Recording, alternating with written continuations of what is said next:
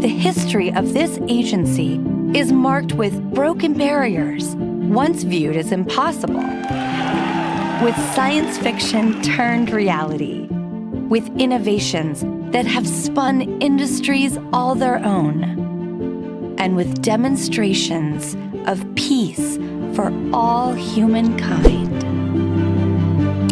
We soar in the skies of our home planet.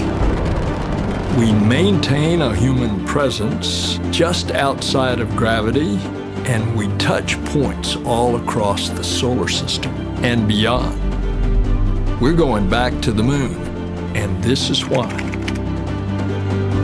The moon is a treasure trove of science. It holds opportunities for us to make discoveries about our home planet, about our sun, and about our solar system. The wealth of knowledge to be gleaned from the moon will inspire a new generation of thought and action. Without fail, every major program and mission NASA has invested in has led to technologies and capabilities that have shaped our culture.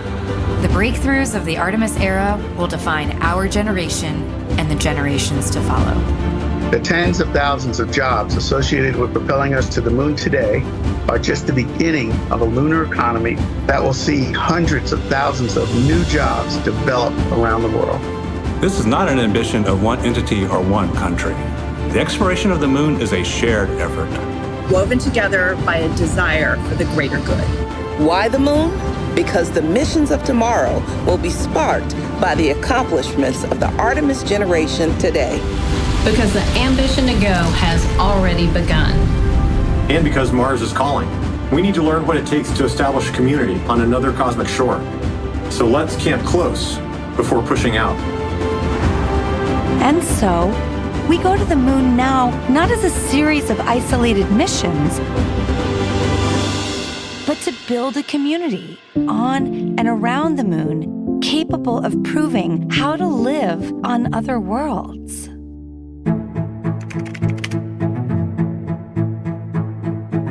We'll use the lessons from more than 50 years of peaceful exploration to send a new generation to the lunar surface to stay. We will anchor our efforts on the lunar South Pole to establish the Artemis Base Camp, positioning us for long-term science and exploration of the lunar surface. We will prove what it takes to assemble a complex ship in deep space.